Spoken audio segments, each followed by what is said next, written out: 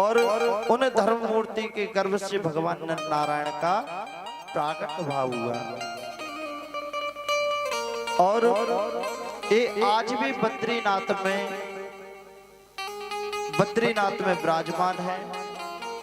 और इनकी दक्ष प्रजापति की एक बेटी स्वाहा नाम की थी, और इनको भी ये बेटी अग्निदेव को ब्याही गई महाराज। और स्वधा नाम की जो पुत्री थी वो जाकर के पितरों को ब्याही। और इन्हीं की सबसे छोटी पुत्री थी सती मैया। इनका विवाह शंकर भगवान के साथ, सती देवी जी मैया का विवाह उनके साथ कर दिया। मैया सती के कोई भी संतान नहीं थी, ना हो सकी थी, क्योंकि इसका भी बहुत बड़ा कारण बन गया था। एक बार दक्ष प्रजापति ने भोले बाबा का अपमान कर दिया, और जिसे देवी सती सह नहीं सकी और अपने शरीर को यज्ञ में त्याग करके ये देह त्याग दी थी। क्योंकि ये देह भगवान शंकर के ससुर की दी हुई थी, इसलिए उन्होंने देह ही त्याग दिया। ऐसा प्रसंग सुनकर के विदुर जी के चौंक करके बैठ गए। अरे प्रभु, आप कौन सी कथा श्रवण करा रहे हैं हमको? मैत्रेय जी ने ऐसा आश्चर्य हुआ। तब भगवान विदुर जी को समझाते हैं, सुनिए विदुर, एक बार भगवान ब्रह्मा जी के आदेश अनुसार देव परकर में अपने प्रिय पुत्र श्री दक्ष प्रजापति जी को प्रजापति घोषित कर दिया। और प्रजापति का पद पाते ही दक्ष को अहंकार आ गया महाराज। कहते हैं ना कि जब जिसको पद मिल जाए ना तो प्रभुता पाए ताए मद नाही। जिसको पद मिल जाता है उसको अभिमान आ ही जाता है। अहंकार ग्रसित हो गए और इन्होंने एक स्वागत समारोह रखा घर पर, आयोजित किया, जिसमें बड़े बड़े देवता, संत, महात्मा, योगी जन, वैरागी जन सभी को बुलाया। सभा में सभी आते हुए सभी को स्वागत सम्मान हुआ। इधर दक्ष महाराज प्रजापति अपने दरबार में आए और प्रवेश किया तो सभी सदाओं ने उठ करके उनको नमन किया। नमन करने के बाद में सभी लोग को देख करके वह गदगद हो गया। जब गदगद हुआ तो वह प्रसन्नता से चारों ओर देखने लगा महाराज।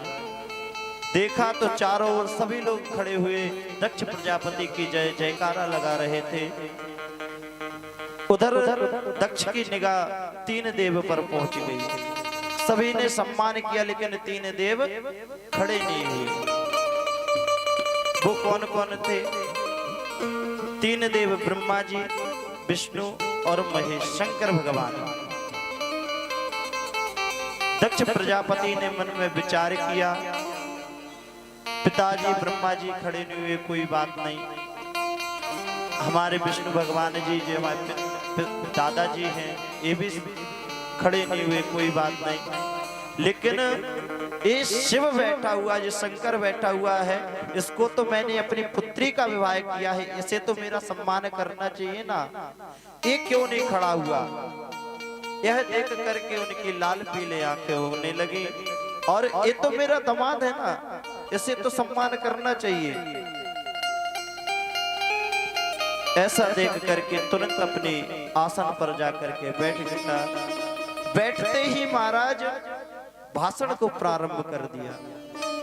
श्रीताम ब्रह्मसो में सहदेवा सहना गया, साधुना ब्रवतो व्रतम